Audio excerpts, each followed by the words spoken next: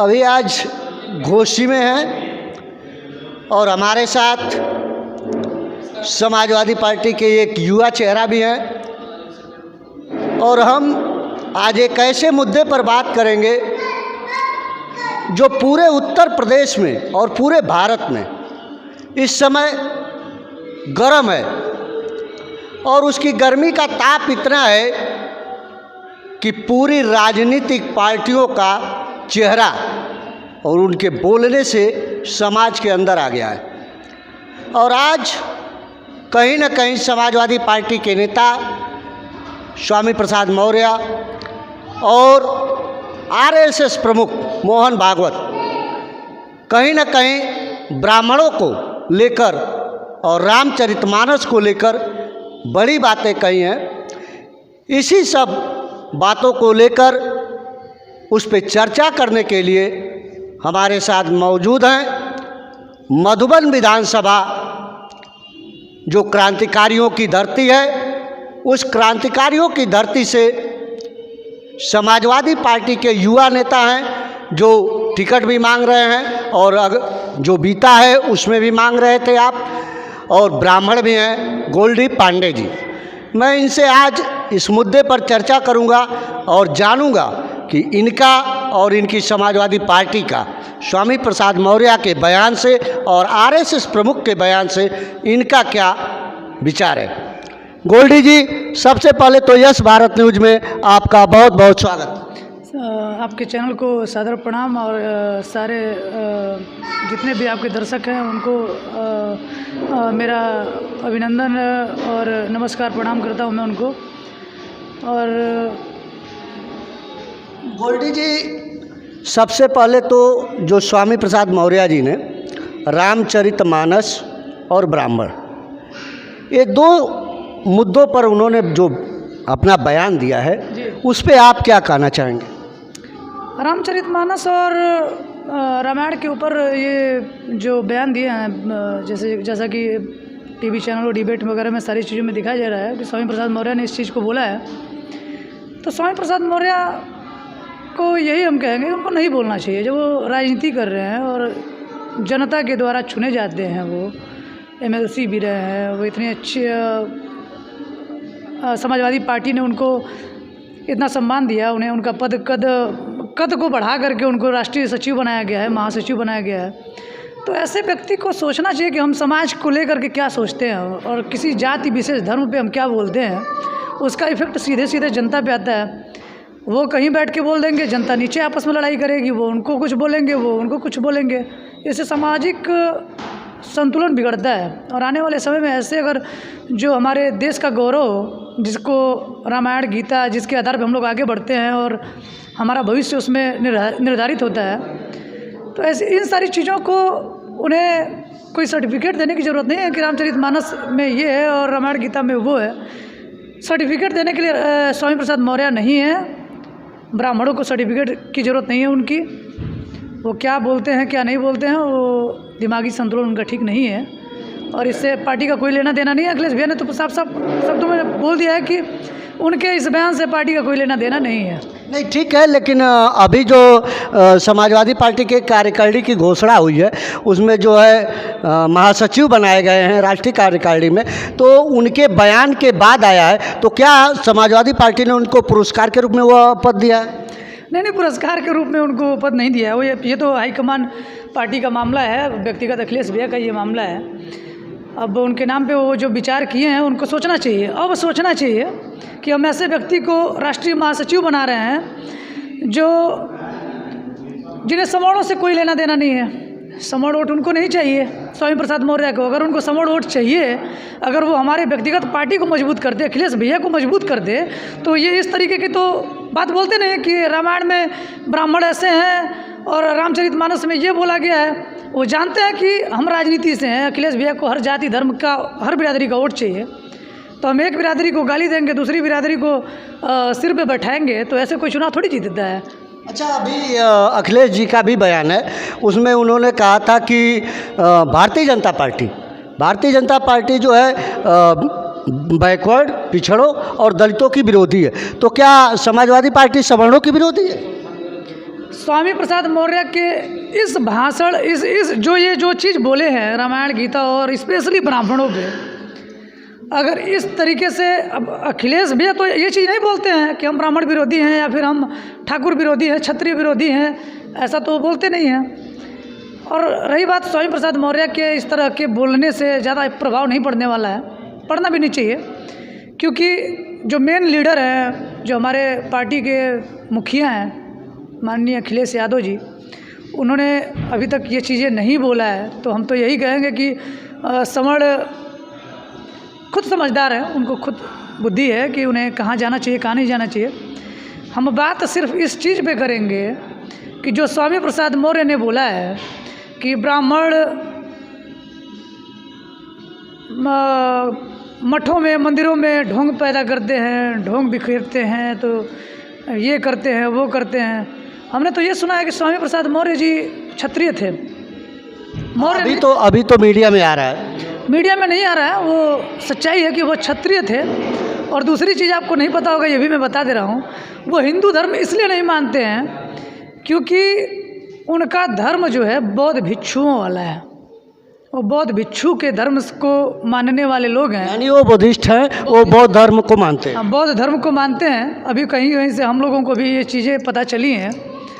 और स्वामी प्रसाद मौर्य अगर हिंदू पे सीधे सीधे ब्राह्मण की बात न करें, वो तो एक साइड में रखा जाए। ब्राह्मण समझदार है, ब्राह्मण को सर्टिफिकेट की जरूरत नहीं है। ऐसे किस नेता का हम बात सुन के बताइए वो समर्थन करेंगे वो इस चीज़ का कि ब्राह्मण ये हैं ब्राह्मण वो हैं। स्वामी प्रसाद मौर्य कहीं ऐसा तो नहीं ना कि राजनीति के साथ साथ मौर्य जी ने रामायण पे और ब्राह्मणों पे पीएचडी कर लिया? हाँ बिल्कुल, आप सही कह रहे हैं। अगर ये बातें हैं तो कहीं ना कहीं ये बातें तो होनी चाहिए, उनके दिमाग में ये चीज़ होगी तभी तो। और दूसरी चीज़, हमें स्वामी प्रसाद मौर्य से सर्टिफिकेट लेने की ज़रूरत नहीं है, उनकी कोई हैसियत नहीं है। वो एक पैसा खिला करके अपने जगह पे अपने लोगों को मोटिवेट करके कोई चुनाव जीत लेना, उस टाइप के वो नेता हैं। इस टाइप के नेता लोगों का बयान कोई मायने नहीं रखता है। मैं उनको नेता मानता ही नहीं हूँ। सर्वप्रथम मैंने एक और चैनल को मैंने दिया था इंटरव्यू अपना, बताया था मैं स्वामी प्रसाद मौर्य को मैं नेता नहीं मानता हूँ। मैं उसको किसी भी नेता को नेता नहीं मानूंगा जो जाति धर्म पे बात करेगा। अगर जाति धर्म पे बात करनी है तो हम तो एक सीधा साधा पहल करवाना चाहते हैं, सब लोग सपोर्ट करें हम लोग भी तैयार हैं। जाति सूचक जो वर्ड है, हर एक बिरादरी से जाति को ही हटा दिया जाए। भारत में सबको समान अधिकार, समान नागरिकता मिले, किसी को न जाति मिले न किसी को धर्म मिले, सभी लोग एक जाति एक समान एक धर्म में हो जाए। हम कह रहे हैं कि इसको कैबिनेट पास करे, विधानसभा पास करे, संसद में उसको पास करवाएं और लाएं इस बिल को। सभी लोग इसका स्वागत करेंगे। क्यों भाई ब्राह्मण को टारगेट कर रहे हो आप स्वामी प्रसाद मौर्य जी? आपको किसी को टारगेट करने की जरूरत नहीं पड़ेगी। तो ये स्वामी प्रसाद मौर्य जी ये जो बयान उन्होंने दिया है, इसके मतलब देने का क्या कारण आपको समझ में आता है? ब्राह्मण वोट बैलेंस उनको नहीं चाहिए, सीधा मेन कारण यही होगा, तभी तो उन्होंने ब्राह्मण को टारगेट किया है। तो ऐसा हो सकता है कि जहां उनकी विधानसभा हो वहां ब्राह्मण को वोट नहीं चाहिए, तो क्या समाजवादी पार्टी को भी ब्राह्मणों का वोट नहीं चाहिए? यही चीज़ तो स्वामी प्रसाद मौर्य को सोचना चाहिए था। और ये कहीं ना कहीं भैया को भी सोचना चाहिए, अखिलेश भैया को भी ये चीज़ सोचना चाहिए कि उनको अगर अपनी पर्सनल राजनीति करनी है स्वामी प्रसाद मौर्य को अपनी जगह पे, तो वो वहाँ पे अपने ब्राह्मण के खिलाफ बोल करके अपना चुनाव जीते, या ऐसा करते आए होंगे वो पहले से।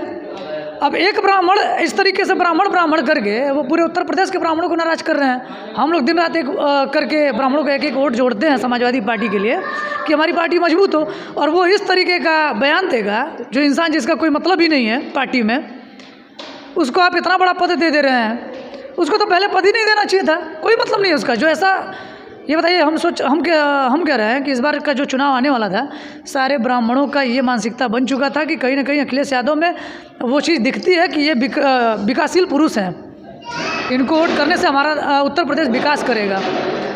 सारे लोग ये सोच करके उनको वोट किए होते हैं। इस बार इनके एक बयान से हम लोग की सारी मेहनत इस बार के चुनाव, आने वाले चुनाव में हमको लग रहा है कि व्यर्थ जाएगी। अच्छा, तो फिर अखिलेश यादव जी अगर आपकी बात को समझ जाए तो क्या फिर स्वामी प्रसाद मौर्य को जो पद दिया गया है तो क्या उसको निष्कासित भी किया जा सकता है? मैं एक ब्राह्मण होने के नाते ये चीज़ नहीं बोल रहा हूँ। मैं ब्राह्मण हूँ और सर्वदा मैं ब्राह्मण रहूँगा। मैं सिर्फ एक अखिलेश भैया का कार्यकर्ता होने के नाते, एक समाजवादी पार्टी का कार्यकर्ता होने के नाते ये चीज़ मैं बोलूँगा कि उन्हें सबसे पहले स्वामी प्रसाद मौर्य को कार्यमुक्त करना चाहिए अपने पार्टी से। जो हमारे देश के गौरव रामायण, गीता, रामचरितमानस पे इस तरह का बेहुदा बयान दिया है वो इंसान, उसको पार्टी से भी निकाल देना चाहिए। उसको समाजवादी पार्टी की उसका जो समाजवादी पार्टी में जो उसका बना है सिस्टम कि हम समाजवादी पार्टी में आप हमारे कार्यकारिणी सदस्य बन चुके हैं, उसको वहाँ से हटाना चाहिए। हम इसलिए नहीं कह रहे कि ब्राह्मणों को खुश करने के लिए ऐसा करना चाहिए। किसी भी पार्टी में कोई भी जाति धर्म पे अगर बात करेगा तो उसको उस पार्टी में रहने का अधिकार नहीं है। राजनेता वही है जो जाति बिरादरी धर्म की बात न करे, समाज में हर व्यक्ति हर विशेष को एक समान नज़रिए से देखे। और स्वामी प्रसाद मौर्य अगर इस तरीके का बयान दिए हैं कि रामचरितमानस में ये लिखा है, रामायण में ये लिखा है, हम शूद्र हो गए तो हम ये हो गए, हम वो हो गए। अच्छा, मैंने एक डिबेट चल रहा था, डिबेट क्या था, एक अखिलेश यादव जी से पत्रकार लोग पूछ रहे थे, तो वहाँ अखिलेश जी ने कहा कि मैं शूद्र हूँ। आप क्या मानते हैं कि अखिलेश यादव शूद्र है कि क्षत्रिय है? अब तो ये अखिलेश भैया ही बता पाएंगे कि वो शूद्र हैं या क्षत्रिय हैं। अभी तो मैं कल मीडिया के सामने ये चीज़ मैं देखा हूँ।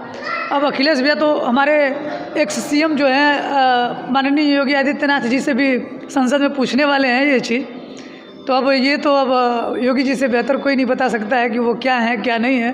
अब तो हमको भी उस चीज़ का इंतज़ार है कि संसद में जब वो पूछेंगे तो उनका क्या बयान होगा। अच्छा, अभी आरएसएस प्रमुख मोहन भागवत जी ब्राह्मणों को लेकर बड़ा बयान दिया है। उन्होंने कहा कि जो जाति का निर्धारण किया गया है उसको ब्राह्मणों ने किया है, तो इस पर आप क्या कहना चाहेंगे? मोहन भागवत को तो ये समझ में आना चाहिए कि ब्राह्मण खुद से उच्च नहीं बना है, खुद उच्च ब्राह्मण नहीं बना है। ब्राह्मण अपने कर्मों से, अपने मेहनत से और अपने समाज में सौहार्द, प्रेम, मोहब्बत भाव को लेकर चलने के लिए ब्राह्मण हमेशा से आगे रहा है। ब्राह्मण कभी जाति बिरादरी धर्म की बात नहीं करता है, कभी वो रौब नहीं दिखाता कि हम ब्राह्मण हैं तो हम ये करेंगे, हम ये हैं तो वो कर रहे हैं। ये लोगों की सोच है। जो लोग जाति विशेष धर्म पे ये बात करके अपने आप को अपनी राजनीतिक रोटी सेकेंगे तो वो सिर्फ समाज में द्वेष भावना पैदा कर रहे हैं। मोहन भागवत से तो मैं बस सिर्फ इतना पूछना चाहता हूँ, रामायण और रामचरितमानस पे जब स्वामी प्रसाद मौर्य ने बयान दिया था तो उस वक्त मोहन भागवत जी ने तो कुछ बोला ही नहीं। और ब्राह्मणों पे जब बात आ गई तो सबसे पहला ब्राह्मणों पे, ब्राह्मण विद्वान नहीं थे, ब्राह्मण ये नहीं थे, ब्राह्मण वो नहीं थे, उनका बयान आ गया। उन्हें तो ये भी तो बोलना चाहिए कि रामचरितमानस पे बोलो भैया, आप रामायण पे बोलिए जो देश का गौरव है हमारे।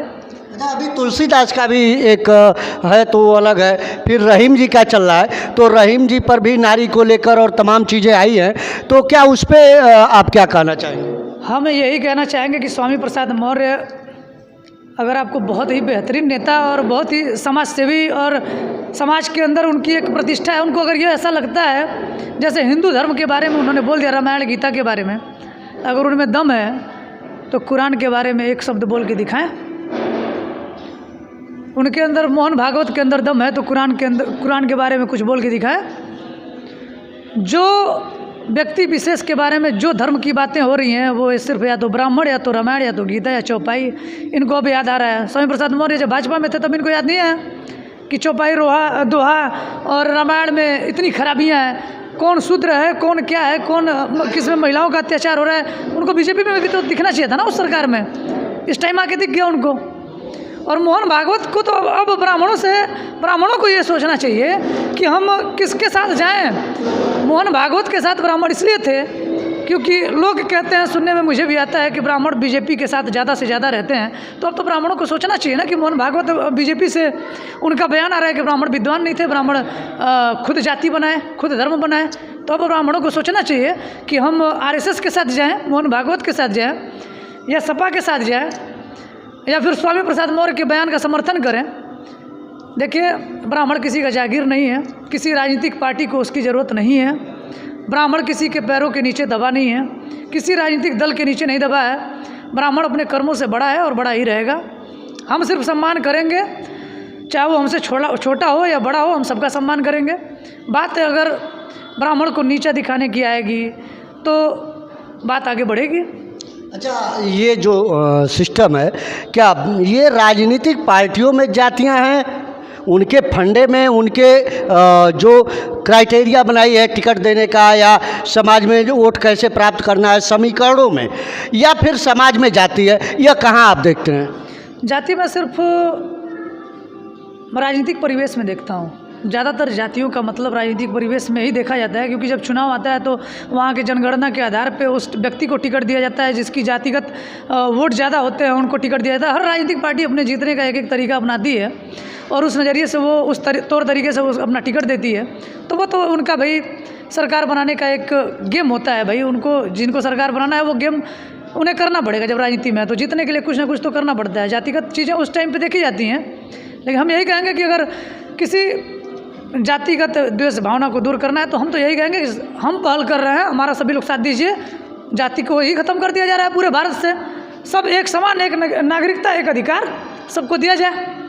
अच्छा, ये मोहन भागवत जी के बयान देने में आपको क्या लगता है कि क्यों इन्होंने बयान दिया? मान लीजिए स्वामी प्रसाद मौर्य जी ने तो अगड़े पिछड़े के नाम पे वोट कर दिया, तो उनको क्या करना था कि इन्होंने अगड़ा पिछड़ा भी नहीं करना है? वो दुनिया का सबसे बड़ा संगठन है आरएसएस और उसके प्रमुख हैं, और उन्होंने एक भारत के जो कहा जाता है कि सबसे शक्तिशाली ब्राह्मण है, क्षत्रिय है, तो उस रूप में बनी हुई जो जाति जो कह रहे हैं, मैं तो वर्ण मानता हूँ, जात मानता नहीं ब्राह्मण को, तो फिर उस वर्ण के बारे में जात के रूप में मानकर ये किसके दबाव में कहा होगा? ये एक राजनीतिक पहलू है। इनको ये चीज़ अब कहने से उनके पार्टी को फ़ायदा होगा या नुकसान होगा, मोहन भागवत ऐसे तो बोलेंगे नहीं। उनसे उनको काफ़ी सोच समझ के विचार विमर्श करके इस चीज़ को बोले होंगे। अब इसका आने वाले भविष्य में उनको पता चलेगा कि ब्राह्मण के बारे में हम बोले हैं तो इससे हमारी सरकार बनेगी या सरकार बिगड़ेगी, या ब्राह्मणों का कद कहाँ पे है। हमारे बीजेपी पार्टी में ब्राह्मणों का वोट बैलेंस काफ़ी मायने रखता है, उत्तर प्रदेश हो या फिर दिल्ली हो। ब्राह्मण का वोट बैलेंस आपको सीएम की कुर्सी तक भी लेके जाएगा और आपको प्रधानमंत्री तक भी लेके जाएगा। तो हम यही कहेंगे कि अगर जाति विशेष के बारे में अगर बोल करके आपको वोट बनाना है तो कृपया आप ऐसा न करें। और मोहन भागवत को कहीं ना कहीं सोचना चाहिए कि ब्राह्मण की ही देन है। ठाकुर, ब्राह्मण, क्षत्रिय और राय, भूमियार ऐसे उच्च कोटि के लोगों का ही देन है कि आज बीजेपी सरकार बनी है। तो मोहन भागवत को एक बार सोचना चाहिए कि ऐसे अगर हम बयान देंगे तो फिर हमारी सरकार बनेगी कि हमारी सरकार नहीं बनेगी। बसपा प्रमुख मायावती जी ने उन्होंने एक बयान दिया था, अभी वो आया है, प्रिंट मीडिया में भी आया है, इलेक्ट्रॉनिक मीडिया में भी आया है। उन्होंने कहा कि ये भारतीय जनता पार्टी और समाजवादी पार्टी का ये मिला जुला खेल है, जो ध्रुवीकरण कर रहे हैं कि एक तरफ जो है मुस्लिम वोट है, एक तरफ जो है सनातन धर्म को मानने वाले हिंदू लोग हैं, और इसका ध्रुवीकरण किया जाए और उसी को लेकर ये दोनों मिल के पार्टियां यह खेला खेल रही हैं। नहीं, अब बहन जी के पास कुछ बचा नहीं है, उनके पास सब कुछ बचा नहीं है। और ध्रुवीकरण की राजनीति तो उत्तर प्रदेश में है ही, इसमें तो कोई दो राय नहीं है। उत्तर प्रदेश की राजनीति हमेशा जातिगत राजनीति के आधार पर ही चलती आई है। और बहन जी का बयान उनका व्यक्तिगत बयान है, उस पर मैं कुछ नहीं बोल सकता हूँ, क्योंकि वो। बहुत बहुत धन्यवाद गोल्डी जी, आपने काफ़ी टाइम दिया और खुल के हमारी और आपकी चर्चा हुई, बहुत बहुत धन्यवाद। जी जी, आप देख रहे थे हमारे साथ गोल्डी पांडे जी थे और राजनीति पे काफ़ी चर्चा हुई हमारी, और इन्होंने माना भी कि जाति जो है राजनीतिक पार्टियों में है, उनके समीकरणों में है, न कि समाज में है। और तमाम चीज़ें स्वामी प्रसाद मौर्य को भी इन्होंने रेखांकित किया कि स्वामी प्रसाद मौर्य ने कहीं ना कहीं वोट के लिए ऐसा किया है, और मोहन भागवत ने भी कहीं ना कहीं किसी के दबाव में ऐसा बयान दिया है। आप देख रहे हैं यस भारत न्यूज़, मैं संजय मिश्रा, जय हिंद, जय भारत।